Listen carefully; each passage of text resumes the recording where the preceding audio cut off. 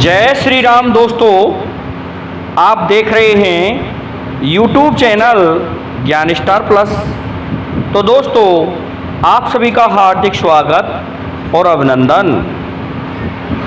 दोस्तों, आज हमने आपके लिए कमेंट चुना है श्रीमान जमुना प्रसाद अहिरवार जी का, और ये लिखते हैं कि मेरी पहेली का उत्तर दो।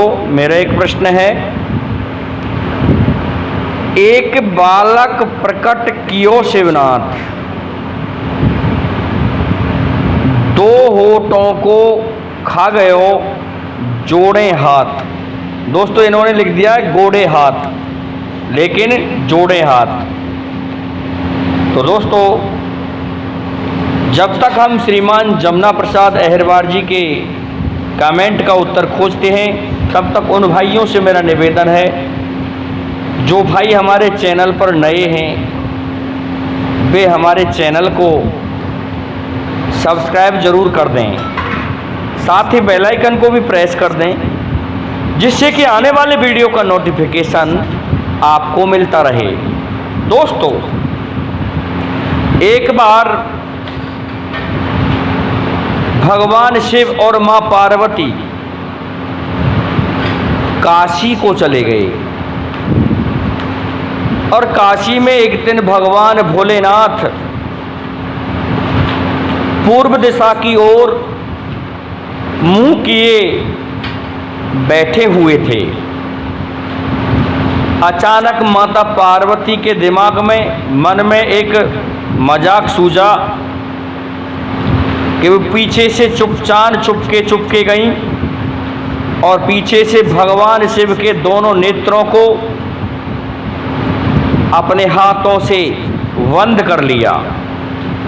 अब जैसे ही माता पार्वती ने भगवान भोलेनाथ के दोनों नेत्रों को बंद किया, तो संपूर्ण संसार में अंधकार छा गया।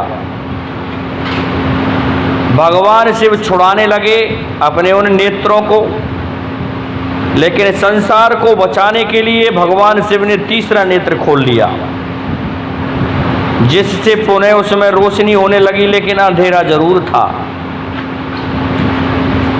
इस मजाक में उस समय मां पार्वती को पसीने आ गए थे।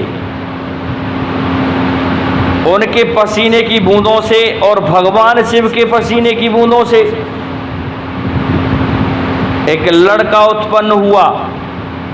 दोस्तों, ये वामन पुराण में आपको कथा मिल जाएगी। वह लड़का पूरी तरह से अंधा था, अंधा, जिसका नाम भगवान शिव ने अंधक रख दिया। अब जब पुत्र उत्पन्न हो गया, उसका मुंह बड़ा था और इस स्थिति में पैदा हुआ कि वह अंधा है, क्योंकि अंधेरा हो गया था। भगवान शिव के नेत्र बंद किए तो संसार में ही अंधेरा हो गया। इस कारण से भगवान शिव ने बधाई के लिए कहा कि आप क्या मांगना चाहते हो अपने पुत्र के लिए, क्योंकि दोस्तों, दो पुत्र पहले हो चुके थे, कार्तिकेय और गणेश जी, लेकिन तीसरा पुत्र जो भगवान शिव और मां पार्वती का ही पुत्र था, उसका नाम अंधक था। तो माता पार्वती ने इच्छा प्रकट की कि जब तक ये संसार की सबसे सुंदर स्त्री की तरफ इच्छा ना करे, तब तक इसका कोई वध नहीं करे, और जब ये इस इच्छा को करने लग जाए, तब ये मारा जाए। दोस्तों, इधर हिरण्याक्ष भगवान शिव की तपस्या कर रहा था, क्योंकि भगवान शिव के वरदान से ही राक्षस शक्ति प्राप्त करते हैं। तो तपस्या करने पर भगवान शिव प्रसन्न हुए और भगवान शिव से पुत्र की लालसा करने लगा हिरण्याक्ष। तो भगवान शिव ने अंधक को हिरण्याक्ष के लिए दे दिया, कहा कि ये तुम्हारा ही पुत्र है। दोस्तों, हिरण्याक्ष ले गया अंधक को कि ये मेरा उत्तराधिकारी है, और अंधक राक्षसों में ही पला बढ़ा और विद्या सीखी। इस प्रकार से उसका स्वभाव भी राक्षसों जैसा हो गया। उसने ब्रह्मा जी की तपस्या करके वरदान प्राप्त किया, तो ब्रह्मा जी ने कहा कि जब तक तुम यौन इच्छा नहीं रखोगे तब तक तुम्हें कोई नहीं मार सकता, लेकिन जिस दिन तुम इस इच्छा को करने लग जाओगे उस दिन तुम मारे जाओगे। ये वरदान प्राप्त हो गया ब्रह्मा जी से।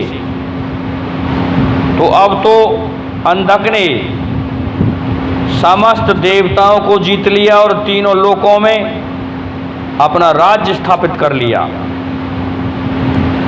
एक दिन अंधकासुर सोचने लगा कि तेरे पास में सारी वस्तुएं हैं, तू इस संसार में तीनों लोकों का अब राजा बन गया, क्यों ना तू अब विवाह कर ले। लेकिन विवाह किससे करे?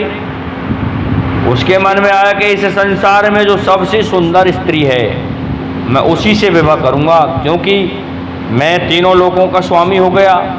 दोस्तों, वरदान पाकर के उसके नेत्र खुल गए थे। तो उसने देखा कि संसार में सबसे सुंदर स्त्री कौन है। उसे पता चला कि पर्वतों की राजकुमारी पार्वती सबसे सुंदर है। भूल गया अपनी माँ को, और दोस्तों उसने प्रस्ताव भिजवा दिया माँ पार्वती के पास कि आप मुझसे विवाह करें, मैं तीनों लोकों का स्वामी हो गया हूँ। उस प्रस्ताव को माता पार्वती ने ठुकरा दिया। तो वह स्वयं अपनी सेना लेकर के पहुंच जाता है माता पार्वती के पास में। माता पार्वती ने उस समय संकट में होने के कारण भगवान शिव का आह्वान किया, तो भगवान शिव वहाँ प्रकट होते हैं।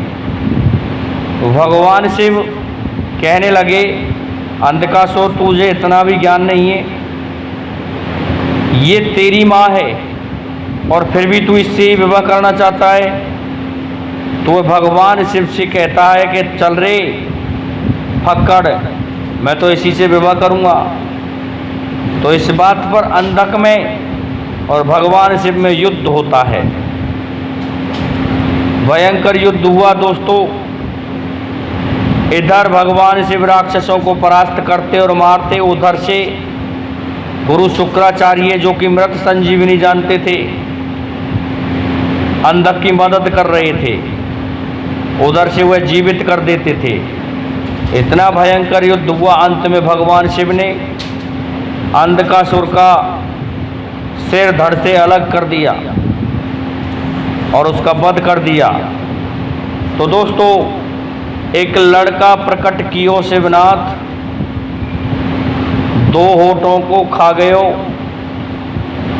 जोड़े हाथ। ये इस प्रकार से पहेली है जो इसका उत्तर यहाँ लगता है। आज के लिए इतना ही काफ़ी है। जय हिंद, जय भारत, जय जय श्री राधे, जय जय श्री राम।